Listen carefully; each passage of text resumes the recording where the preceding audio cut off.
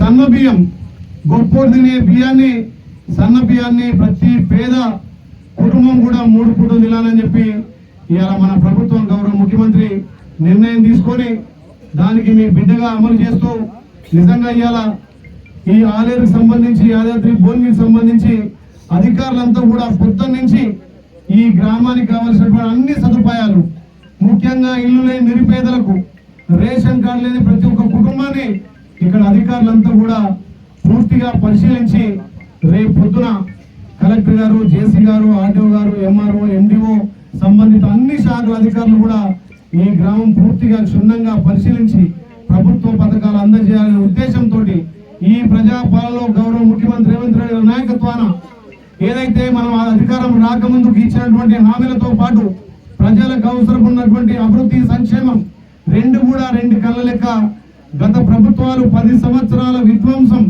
వాళ్ళు చేసిన అప్పులు, వాళ్ళు చేసిన తప్పులు ఒక్కొక్కటిగా సరిదిద్దుకుంటూ అప్పుల రాష్ట్రానికి మన ముఖ్యమంత్రి రేవంత్ రెడ్డి గారు ముఖ్యమంత్రి అయి కూడా ఎక్కడ కూడా అదరకుండా బెదరకుండా సంక్షేమ ఫలాలు ప్రతి పేదవాడికి అందాల లక్ష్యంతో ముందుకు పోతున్నారు. కాబట్టి గౌరవ ముఖ్యమంత్రి ఆశయాలు నెరవేర్చాలని చెప్పి మన ఆలేరు ప్రజల ఆశీస్సుతోటి మీ బిడ్డగా 50,000 మెజార్టీతో గెలిపించింది. కాబట్టి ఏదైతే ఎలక్షన్ల ముందు మనం పల్లెనిద్ర చేసినామో ఎలక్షన్లు అయిపోయినాక మీ బిడ్డగా, మీ ఎమ్మెల్యేగా మీ ఆశీర్వాదంతో ప్రతి పల్లెను కూడా ప్రభుత్వ ఫలాలు అందాలి, ఇందిరమ్మ ఇల్లు రావాలి, అర్హులందరికీ న్యాయం జరగాలి.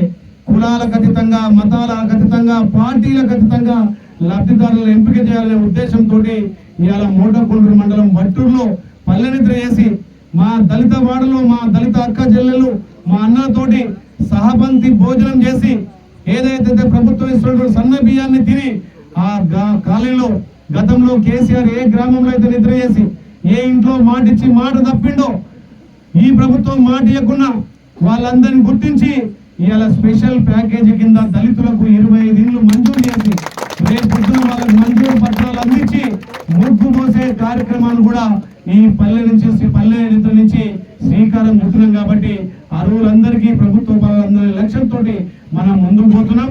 ఇది ప్రజాప్రభుత్వం, ఇది గౌరవ ముఖ్యమంత్రికి పనితీరుకు నిదర్శనం. అందుకే భారతదేశంలో ఏ రాష్ట్ర ముఖ్యమంత్రి కూడా ఇంత పెద్ద సాహసోపేతం నేను తీసుకోలే. నిజంగా ఈ ప్రజాపాలన నిర్ణయాలు, గౌరవ ముఖ్యమంత్రి నిర్ణయాలు భారతదేశంలో తెలంగాణ ఒక రోడ్ మోడల్ గా ఇవాళ భారతదేశంలో ఏ రాష్ట్ర ముఖ్యమంత్రి అయినటువంటి రుణమాఫీ మన ప్రభుత్వం చేసింది. రైతన్నలకు 9 రోజుల్లో 9,000 కోట్లు వాళ్ళ అకౌంట్లో వేసింది. రైతులకు పెద్దపీట వేసినాం. ఇవాళ తెలంగాణలో మహిళల ఆత్మగౌరవం పెంచి ప్రభుత్వం వచ్చిన 24 గంటల్లోనే 48 గంటల్లోనే ఉచిత బస్సుతో పాటు పేదోడి కూడా కార్పొరేట్ స్థాయి వైద్యం అందించాలనే లక్ష్యంతో ఇవాళ 5 లక్షల ఆరోగ్యశ్రీని 10 లక్షలకు పెంచి ఇవాళ తెలంగాణలో పేదోడు కూడా కార్పొరేట్ స్థాయిలో ఆరోగ్యం అందాలనే లక్ష్యంతో మన ప్రభుత్వం ముందుకు పోతుంది. గత 10 ఏళ్లుగా తెలంగాణలో మహిళలకు గౌరవం లేదు.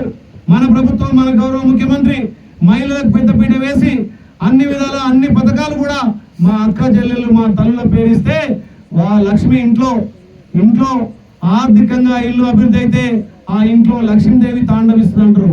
అందుకే మన ప్రభుత్వం మహిళలకు పెద్దపీట వేసి తెలంగాణలో మహిళలకు గౌరవం పెంచి ప్రభుత్వం రాగానే మహిళలకు ఉచిత ఆర్టీసీతో పాటు అన్ని విధాల మహిళలకు పెద్దపీట వేసినాం.